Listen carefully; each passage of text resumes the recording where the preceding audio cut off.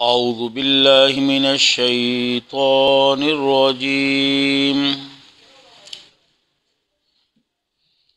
بسم اللہ الرحمن الرحیم ان اللہ لا یستحی ان یضرب مثلا ما بعوضة فما فوقها۔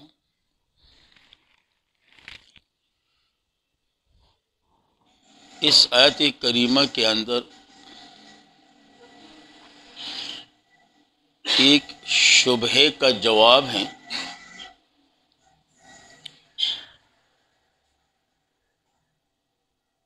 علماء کرام اور مفسرین حضرات فرماتے ہیں کہ جب اللہ کریم نے سورۃ حج میں مکی کی مثال پیش کی تو مشرکین وغیرہ نے شور مچایا کہ یہ اللہ کا کلام نہیں۔ اگر یہ اللہ کا کلام ہوتا تو اس میں معمولی چیزوں کی مثالیں نہیں ہوتی۔ تو اللہ کریم نے یہ آیات نازل فرمائی، ان اللہ لا یستحی ان یضرب مثلا ما بعوضة فما فوقها۔ لیکن یاد رکھیں اس بات کے اندر جوڑ نہیں۔ کس لحاظ سے؟ اس لحاظ سے کہ سورۃ حج جو ہیں وہ نزول کے اعتبار سے 103 نمبر کی سورت ہے، اور سورۃ بقرہ نزول کے اعتبار سے 87 نمبر ہیں۔ تو گویا کہ جواب پہلے آ رہا ہے اور سوال بعد میں ہو رہا ہے۔ پھر بعض علماء کرام فرماتے ہیں کہ نہ، سورۃ عنکبوت کے اندر جب اللہ نے مکڑی کی مثال پیش کی، عنکبوت مکڑی کی مثال، تو مشرکین نے شور مچایا کہ یہ اللہ کا کلام نہیں۔ کیوں؟ کہا اس لیے کہ اگر یہ اللہ کا کلام ہوتا تو اس کے اندر یہ معمولی چیزوں کی مثال نہیں ہوتی۔ تو اللہ کریم نے آیات نازل فرما دی، ان اللہ لا یستحی ان یضرب مثلا ما بعوضة فما فوقها۔ لیکن اس بات کے اندر بھی جوڑ نہیں،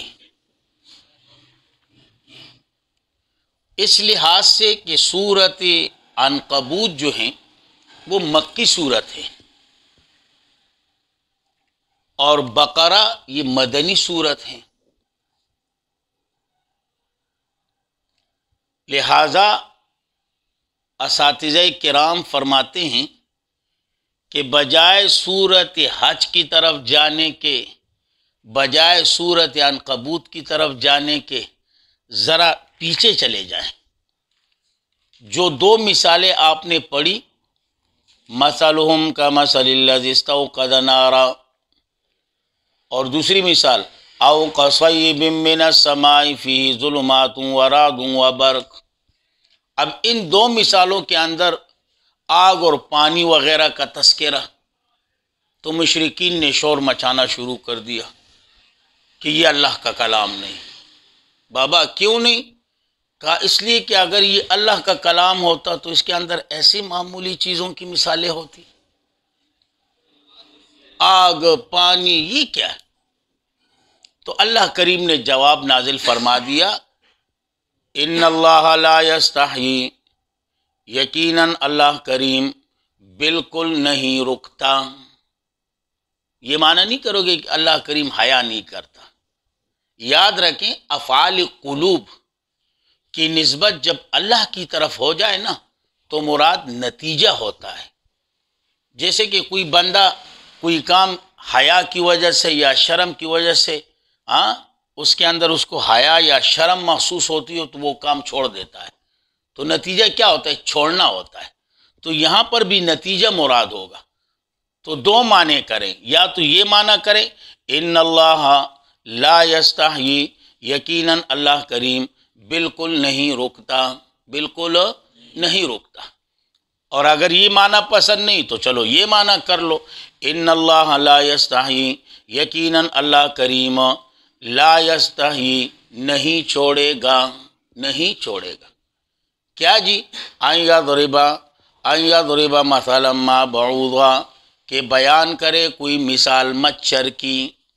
ان یضربا معنی بیان، مثلا معنی بیان، ان یضربا معنی بیان، مثلا معنی مثال، بعوض معنی مچھر۔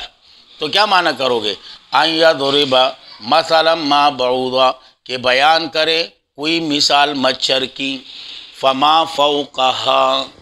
یاد رکھیں فوقیت دو قسم پر ہوتی ہے، ایک جسم کے اعتبار سے ہوتی ہے، ایک حقارت کے اعتبار سے، حقیر ہونے کے اعتبار سے، جسے علماء کرام کہتے ہیں نا فوقیت فی الجثہ یا فی الحقارت۔ تو یہاں پر جو فوقیت ہے نا، اس فوقیت سے مراد حقیر ہونے میں، تو کیا معنی کرو گے؟ فما فوقہا یا اس سے زیادہ حقیر ہونے میں، یا اس سے زیادہ حقیر ہونے میں۔ اب جب مثال بیان ہو گئی نا تو لوگ دو جماعتیں بن جائیں گی۔ لوگوں کی کتنی جماعتیں بن جائیں گی؟ دو جماعتیں۔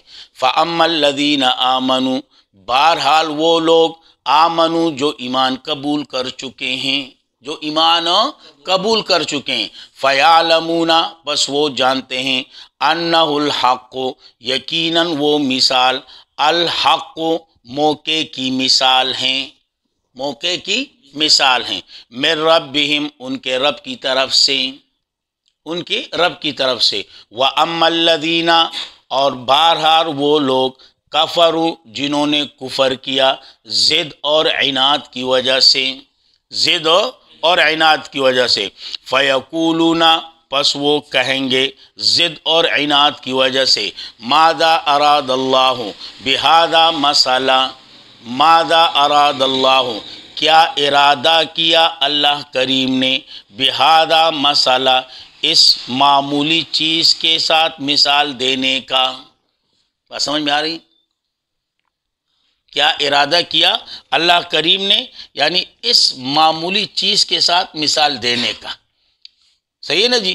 اب الفاظ پہ ذرا توجہ کریں، یضل بہ کثیرا، اب دو معنی کریں، یا تو بہ سے مراد قرآن لے لو یا یہ مثال لے لو۔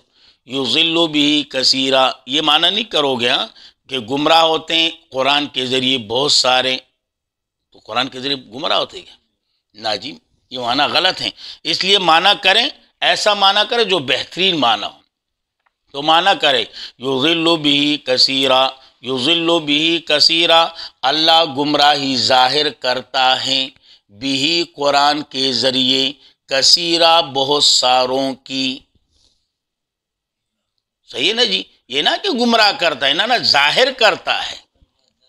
صحیح ہے نا جی؟ یضل بہ کثیرا اللہ گمراہی ظاہر کرتا ہے، بہ قرآن کے ذریعے، کثیرا بہت ساروں کی، بہت ساروں کی، وَيَهْدِي اور ہدایت دیتا ہے، بہ قرآن کے ذریعے، کثیرا بہت ساروں کو، بہت ساروں کو، وَمَا يُضِلُّ اور اللہ نہیں گمراہی ظاہر کرتا، بہ ساتھ اس مثال کے، ساتھ اس مثال کے، الا الفاسقین مگر ان کی جو حد انسانیت سے نکلنے والے ہیں، مگر ان کی جو حد انسانیت سے نکلنے والے ہیں۔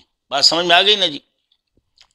اب اگر کوئی کہے کہ آپ نے یہ جو معنی کیا آپ کے پاس دلیل، تو ذرا دیکھ لو سورۃ مائدہ آیات نمبر 64 دیکھیں ذرا، سورۃ مائدہ آیات نمبر 64، چھٹا پارہ،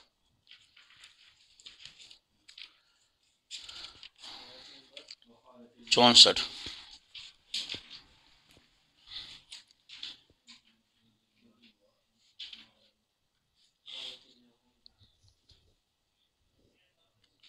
آیات کو ذرا 20 سے دیکھیں، وَلَيَزِيدَنَّ ضرور بالضرور زیادہ کرے گا، کثیرا منہم کثیرا منہم بہت ساروں کو، منہم ان میں سے، ما وہ قرآن انزل الیک جو نازل کیا آپ کی طرف، من ربک آپ کے رب کی طرف سے، کس میں زیادہ کرے گا؟ طغیانا و کفرا ازروئی سرکشی اور کفر میں، صحیح ہے نا جی. تو یہاں پر یہ معنی کرو گے یضل بہ کثیرا. کیا معنی کرو گے؟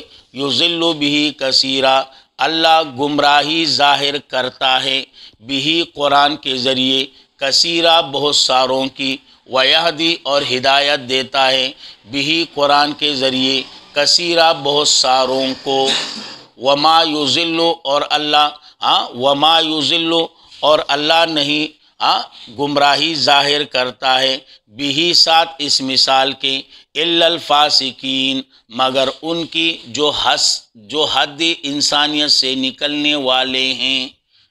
صحیح ہے نا جی، بات سمجھ میں آ گئی؟ الذین، اب یہ الفاسقین کون؟ آگے جاؤں تو پھر کل ہی بتا دیں گے، ایسی کیوں اپنے. صحیح. اللہ رب العزت ہمارے اس درس کو اپنے دربار میں قبول و منظور فرمائے، بالخصوص ہمارے والدین کے لیے، آپ لوگوں کے والدین کے لیے، تمام اساتذہ کرام اور شیوخ کے لیے، اور آپ کے لیے، میرے لیے، اور تمام عالم کے مسلمانوں کے لیے اللہ کریم ذریعہ بخشش اور ذریعہ نجات بنا دیں. جس قدر مسلمان دنیا سے رخصت ہو چکے ہیں اللہ کریم سب کی مغفرت فرما دیں. جو بیمار ہیں اللہ کریم سب کو شفاء کاملہ، صحت کاملہ نصیب فرمائے. جو پریشان حال ہیں اللہ ان کی پریشانیوں کو دور کریں. جو بھی اولاد ہیں اللہ ان کی جھولیوں کو اولاد کی نعمت سے بھر دیں.